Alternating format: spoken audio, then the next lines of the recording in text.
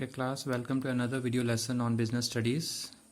So this will be the final video on the second chapter of business studies, which is principles of management. In our earlier video we have discussed about the techniques of scientific management. So let us now know what are the advantages of scientific management. Okay, how scientific management is beneficial for an organization. If the scientific management techniques and its principles are applied in an organization, how it would be beneficial for a management or for a organization. So you can see the advantages of the scientific management in these points before you. The first point is improves efficiency of business through simplification and specialization. So we have discussed one of the techniques of scientific management, which is simplification and standardization of work, isn't it? Also there have been various work study techniques. So once these techniques are applied, okay, the main motto behind applying these techniques and the advantage of these techniques is that it will be bringing efficiency in the business. The business will be able to perform its operations in an efficient way. Okay. The second advantage is helps in reducing cost of production by eliminating all types of wastages. It had been discussed during one of the techniques, the work study techniques. Okay. You are studying the motion study, time study, fatigue study, isn't it? Also the method study, even the standardization of work.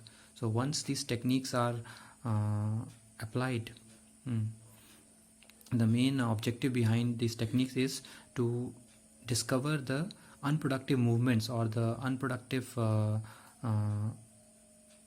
aspect of the production methods. And once these wastages are observed or found, these will be eliminated, and on eliminating these wastages, it will ultimately help the organization in reducing the cost of production. And once the cost of production is reduced, the profit margin will always be higher. Yeah. So due to decrease in the price, the firm will be able to capture a bigger share in the market. So as the cost of production will reduce, the firm will be able to produce more. If it is efficient enough, and if it is been supported with the efficient workforce, then with the decrease in their cost of production and with better efficiency, the firm will be able to capture a bigger share in the market. They will be able to supply more, and be able to meet the demand of their product in the market, and will have an advantage over other competitors in the market. Mutual understanding and cooperation brings workers and management closer. This was discussed during the mental revolution, the technique. Also the scientific principle, cooperation, not individualism. And even you had mutual understanding and cooperation. Okay, so the cooperation among the workers and management through mental revolution, which is one of the technique, will bring the two parties together, and they will be working for the organizational betterment. More trainings will be helping in improving the skill of workers, as through different work study techniques, the workers, unskilled workers or inefficient workers, may be given more trainings. Okay, the area where they are lacking in their performance, they may be given special attention and trainings in those areas, so that they may improve their skill and bring their efficiency at par with the other employees who are performing better than them. So these trainings, which are conducted by the help of various techniques of scientific management, helps in improving the skill of the workers. And finally, it will enable the workers to earn more with the introduction of differential price wage system. Differential price wage system is one of the techniques, isn't it? Through these techniques, the workers are paid different wage rate as per their performance, or as per their standard target that they are producing in terms of the units per day. So once this differential piece wage system is implemented, the workers will be able to earn more, and those who are efficient or producing more than the standard target will be paid at a higher rate than the rest. So these are your advantages of scientific management. So scientific management, when applied, will bring overall efficiency, and it will help the workers to be more skilled and be well trained in their work and do their work in a systematic and scientific manner with the standardization techniques. And also it will help the workers and the management to work with cooperation and have a feeling of belongingness towards each other.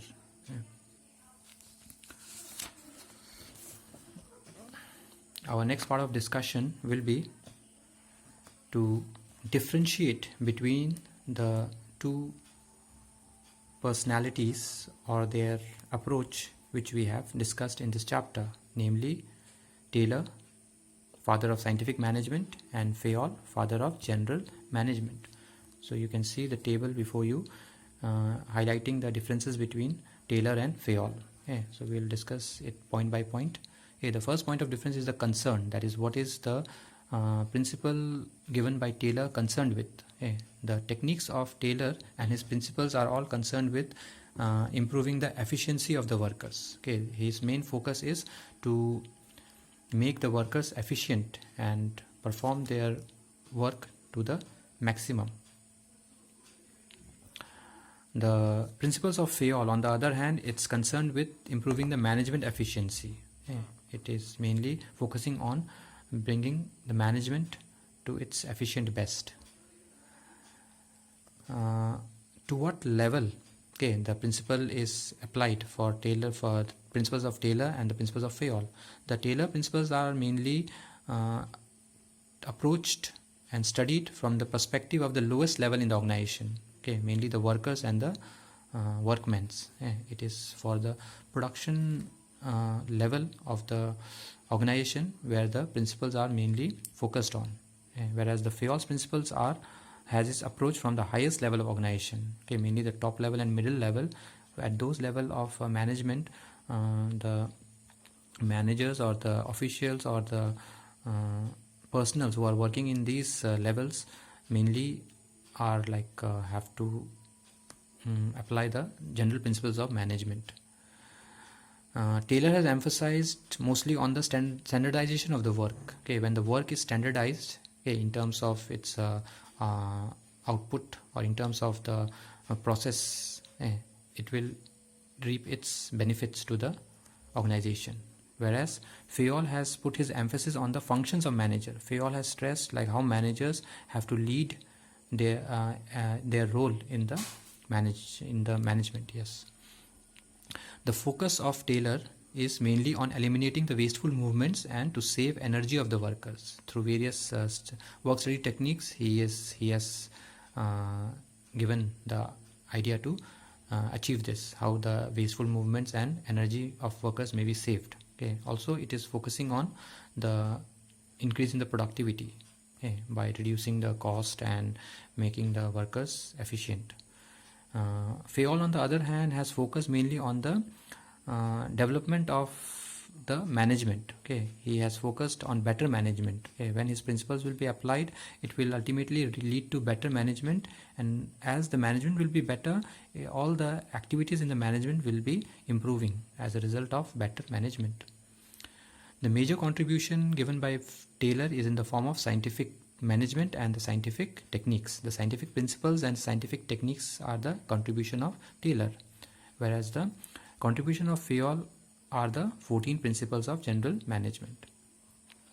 The personality of Taylor is looked as he is more of a scientist, because the various techniques that he has evolved is mostly after experimentation and analysis. He has actually conducted various experimentations and various analysis and observations, and through that he has evolved the scientific techniques. So he has been given the personality of a scientist, whereas the personality of Fayol is looked as more of a researcher and a practitioner.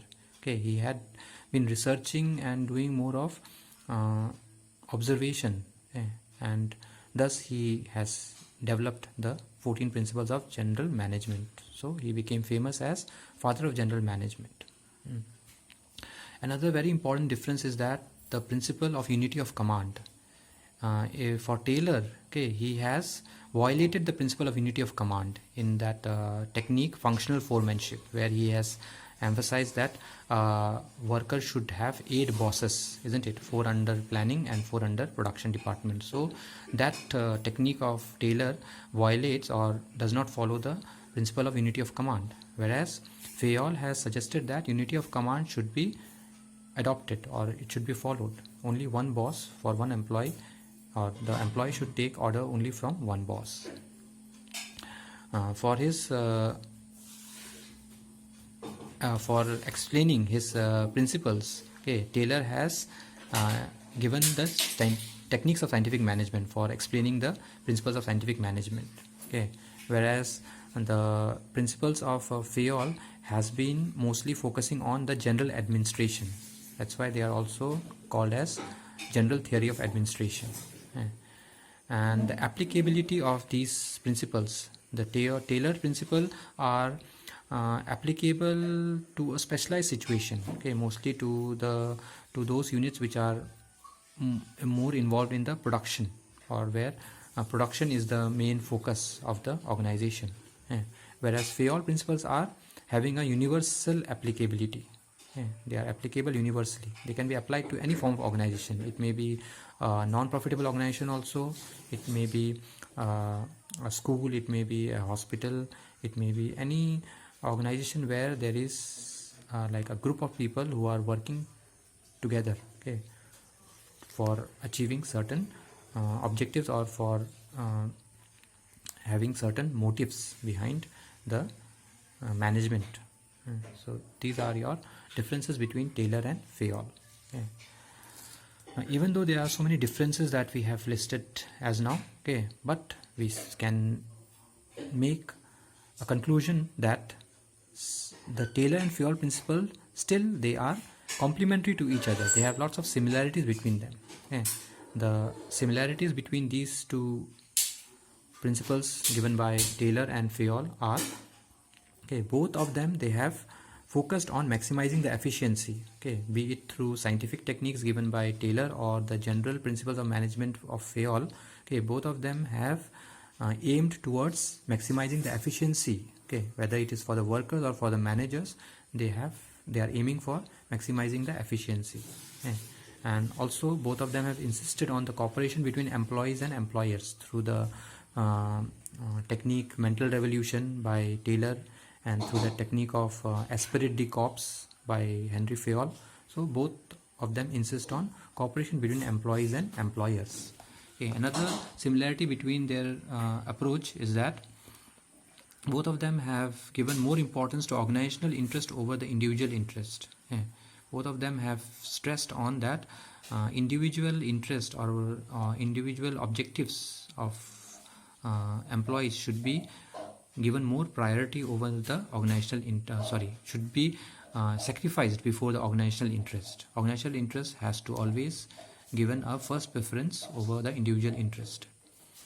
Both have suggested division of work for specialization, like functional foremanship. There is division of work. Also, one of the Fayol's principle is division of work, and both these principles have been used in the various field of management studies for the different research work, different training work, different evolving of different further principles in the field of management. So both have been the subject material for various research studies in the field of management.